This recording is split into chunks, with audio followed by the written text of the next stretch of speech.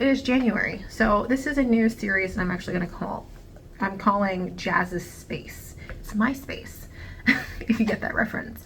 And so I kind of wanted to share a few revelations, at least once a month, to where I can kind of share a little bit about scripture, and I can also share a little bit about my life, business. But the point of this is really just to share my revelations. And again, people interpret scripture and they interpret spirituality in different ways, because for me, my faith is a really big part of who I am and a big part of my life. And it's not just like being religious, because I feel like that's a word that often is associated with obligation. Because I really don't like the idea of, oh, like I'm a good person because I go to church. It's like, yeah, anybody can go to church, but if you don't really know that Jesus is, Lord of your life, then I think that sometimes that doesn't really, it's just kind of vanity. And even Paul talks about that, about how like your religion is basically a vanity if you don't really have that really, that spiritual sense of what God has really done for us. Even on a daily basis. When it comes to New Year's, my plan is not really ever to do anything different in the sense of like New Year, new me. Like I'm gonna just make some radical changes, because I think that if you want to make a change in your life, you can do that in any time. You don't have to wait till January. If I'm gonna be like, oh, New Year, I'm going to, have a better diet. It's like, oh, but I have to wait until January, which is like months away. No. And I think that it's interesting, like the aspect of New Year's resolutions, because I actually protest New Year's resolutions. I don't need to have a new year to do certain things. And for every new year, it just feels like a reset. Okay, this is what we did this year. Let's just kind of keep what's going, what's positive, and then we'll kind of carry over the last, like there's certain things from last year we don't need to carry over, and then maybe some improvements. I love getting up early in the morning. I get up at 4 a.m. every weekday. Sometimes I might sleep until 5, depending on like if I know that my schedule is not going to be light or my workload isn't going to be too bad. But I usually, on the weekends, I might sleep until 6 or 7. Sometimes I've slept until like maybe about 8 o'clock if I'm really, really exhausted. Like I just kind of burnt myself out. We're not trying to get to that point, but that's just kind of the routine. Usually I start my day with physical activity. Mondays, I typically do like upper body strength, and then Tuesday is running day.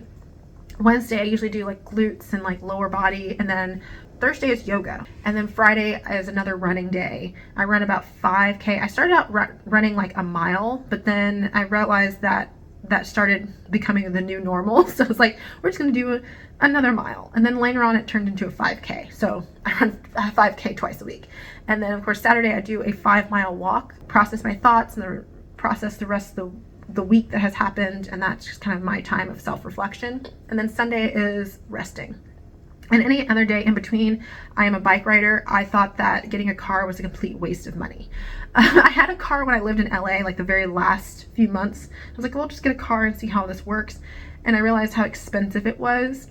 And it just was frustrating, like parking tickets and like traffic. Like LA traffic is a whole thing. It will traumatize you. Having to wait 3 hours on the freeway to get home. So when I came back to Kentucky, it was like, I listened to people say like, oh, like it's going to take me forever to get across town. I'm like, cross town is like 20 minutes.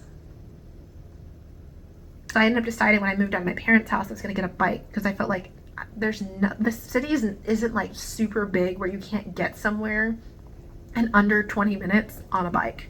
I was like, I don't really get that.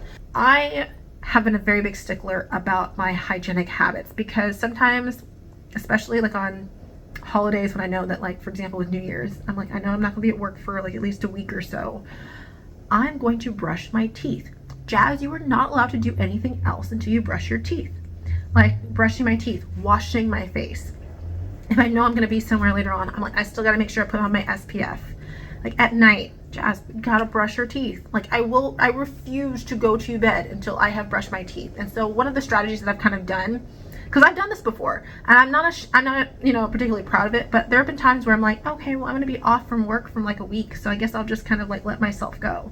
It's like, no, you need to brush your teeth. Like, and I have my headphones on, but I always need to be listening to something so that I don't have to think about it. It's just kind of like an activity. A lot of times it might be something on like the Hallow app. The Hallow app is it's a Catholic prayer app, But I'm not really Catholic. I just use it, and I'll listen to whatever today's daily reflection is. Last year I was listening to the Bible in a Year podcast. So as of January 1st, I have listened to the entire book of the Bible from Genesis to Revelations, and it's the Catholic Bible. So I've read all of the Deuterocanonical books in between as well, which is very eye-opening for me. And from there, I usually will just kind of start the rest of my day. I make sure I eat breakfast. Like, I'm not allowed to be like, oh, let's get on our laptop and start working on stuff. We gotta make sure we have food. Like, the body is the temple of the Holy Spirit. So in that case, we must be eating something. Sometimes it might be a smoothie. Like, I just need 30 grams of protein, put some fruit in there, and then some other things, some nuts and seeds, and call it a day. Like, sometimes it might look like that. I'm like, I really need to get started on this. But a lot of times I might make something else. I usually leave for work around like 6:30, 7 at the latest. 6:30, because I really like to deal with the fact that there's no traffic at 6:30 when it comes to going. Not that traffic really affects me, because again, I'm a bike rider, but it's just, for the most part, it's nice not having to worry about like, oh, like there's gonna be a bunch of cars that I'm potentially, have to dodge so that they don't hit me, things like that.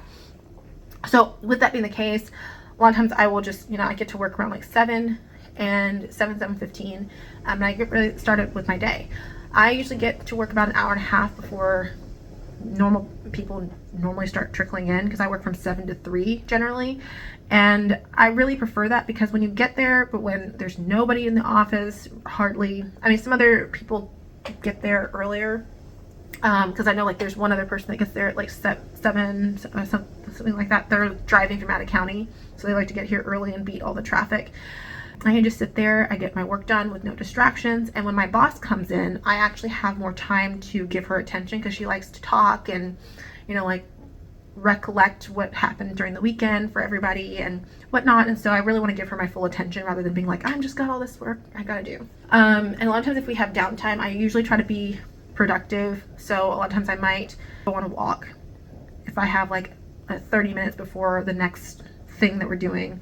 A lot of times I might watch some YouTube videos. I always like to learn stuff, so sometimes I will do my work and watch YouTube, so that way that like I'm kind of like I'm mentally being engaged. A lot of my work at my job is mostly busy work, where it just involves like mindless work, so I'm just kind of like making sure that my brain is still being engaged. I try to get home by 7:30, because sometimes I might be teaching a class, because I actually teach German at a literacy center here. I think I have 2 students that I see in person. I might have some church obligations, like a Bible study or something that might be going on in the evening. I try to be home by 7:30, so I have at least a 30-minute window so I can get to bed by 8 o'clock. It is very important that I get 8 hours of sleep. I notice the difference. I love getting up in the morning, because I feel like I'm missing something if the sun is up before me. And that's pretty much a biblical thing. Most people I've talked about the Proverbs 31 woman, how she gets up before his night. When I think about, Abraham, he got up early in the morning when he was basically going to go sacrifice his son, because God told him to. Jesus got up early in the morning. Even in like Mark chapter 1, verse 35, it says he was rising up in a great while before day. Even in the book of Psalms 119, 147, it says, I rise before the dawning of the morning and cry for help.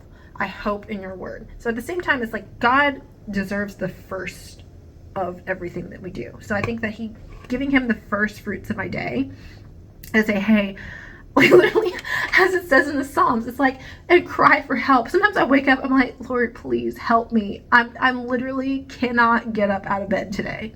There's some days I don't want to go to work, and it's not necessarily because I don't like my job, because my boss is amazing, and I'm not just saying that because she might potentially be watching. I just say that because literally we are the same person. Like we literally, like when she's not in the office, I feel like this starts to feel like a real job. Like it's her that makes me want to go to work. But there's some days where I'm just like, I'm tired. I don't want to go to work, and I'm like, but I also don't want to call in sick, because on those sick days I might actually use it when I'm actually sick. So those kinds of things, and it even mentions in 1 Samuel chapter 1 verse 19, where Hannah literally woke up early to pray for a child. That's crazy. It's like waking up early in the morning to tell God, this is what I want, like, God, please help me. God, thank you. Like, it could be thank you, please, and I'm sorry kind of pray. Like, God, please forgive me. I stayed up too late last night doing God knows what. And I just like that I feel like I'm ahead of the day, not falling behind. As for me, I noticed that like when I answer the phone, because I run a judge's office. So like when I answer the phone, I don't want to feel like I'm giving them a short, rushed response. I'm not, because I could have gotten all the stuff done earlier, you know? And a lot of times, a lot of people, we don't have as many calls sometimes because I get the work done when we write our judgments. And when we, you know, like we might have people who need to be transported from the detention center to a rehab facility, and we have to make sure that they got the court order to do so. Sometimes they may not have a reason to call our office because it's a matter of doing the job and getting things done. I feel like I don't know anything different because my parents, they get up early in the morning. My brother goes to work at like 4 a.m. And our family don't know anything different from that. But I mean, other people, I do have friends who like to sleep in later, and that's fine. Like, it's not for everyone, but I follow that principle because I feel like I'm getting ahead of the day. So a couple of habits that have come into play. When it comes to, you know, my spirituality, I decided that in 2026, I am investing in Bible courses. So my friend, she actually was telling me about the Bible Project, and they have free online courses. So I started doing those, and those have been really helpful to get my linguistic brain just loves to talk about like dissecting the meaning of scripture and things like that. So that's been something that's going to help me with my spirituality and how I read the text, because sometimes when you read the text, you can read it and then you realize that someone else might be interpreting it differently. Project development, because I felt like God was telling me a lot of things and I felt like I wanted to share those things. It's kind of like the same reason why a lot of these apostles are writing these letters. It's like, you know, like we have a revelation, God is acting, and we want to share that, like just like any other Christian YouTuber, you know, just sharing that, and as well as some other things I'm working on with my nonprofit and my other for-profit business. New eating habits. So that is not going to change from the difference between 2025 and 2026 is that last year, back in May, I got a new dietitian. I was working with another one prior to that, and then I stopped seeing her, and I felt like I need to go see a dietitian again. I knew what my needs were, and I was looking for someone very specific who was really, really adept with sports nutrition, because I am very, very active. Like, I was not eating enough protein, nearly enough, and then on top of that, I was eating way too many carbs and fat. We went through my kitchen, and I was like, everything I have is practically carbs. Like, I don't own anything. I don't really have a whole lot of protein that is readily available to me. And really making decisions about self-control, which I love sweets, and I can't eat just one. It's like, well, I'll eat like a piece of chocolate at work from the candy bowl, and then one might turn into like 7, like little Snickers or like little, you know, pieces. So that kind of has dwindled down a little bit. So it's just kind of like, there's certain habits. She does make me angry quite a bit because I don't like being told what to do. And then on the other hand, I started seeing a spiritual director. And the reason was I was referred to this person. I didn't know really what spiritual direction really was. I felt like maybe it's like therapy, because I have a therapist, but it's just more of like dealing with spiritual challenges? And so I decided to try that out, and it was effective. So I'm continuing that. That's something I want to carry into 2026. And I really needed to avoid burnout like the plague, because by the time I got to Christmas, actually, by the time I got to Thanksgiving, I was like, I hate my life right now. Not literally, but I was just like, I don't care about it. Like, by the time I got to Christmas, I was like, I don't care. And I really feel like I feel like I shouldn't say that or think that. You know, like when you feel like you just don't care, like in the bottom of your heart, you do. You feel like you should. But I'm just like, my empathy cup is just so drained where I just can't stand it. I didn't want to lose my why for doing what I'm doing. And that came from with any of my businesses. I was just like, there are times where I would show up to sessions with my students and I had not prepared. I was just like, I'm just gonna look at their charts, because I would do notes on them. Like, this is their chart, this is what we talked about last time, this is what we're gonna work on. Gonna move on from there, and I'm gonna make something up from there. There were times where I just felt like I wasn't prepared, and that is something I really wanted to avoid. And then also was really watching my calendar closely.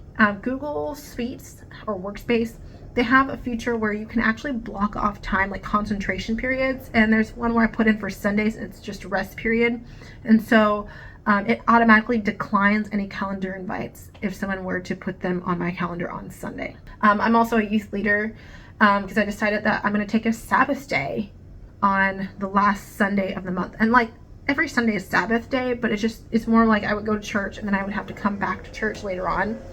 for youth group.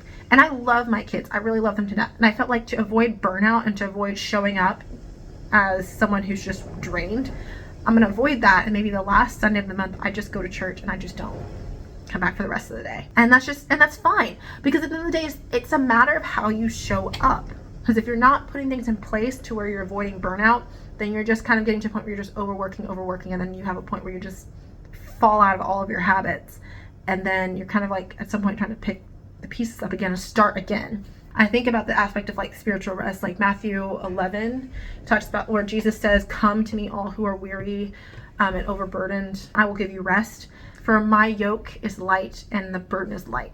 The fact of the matter is that if you're not resting in Jesus, in front of my bed, it literally is Deuteronomy 5 verses 14 through 15, which literally says, "But on the seventh day, in the Sabbath of the Lord, thou shalt not do any work." It says like don't work, and it says remember.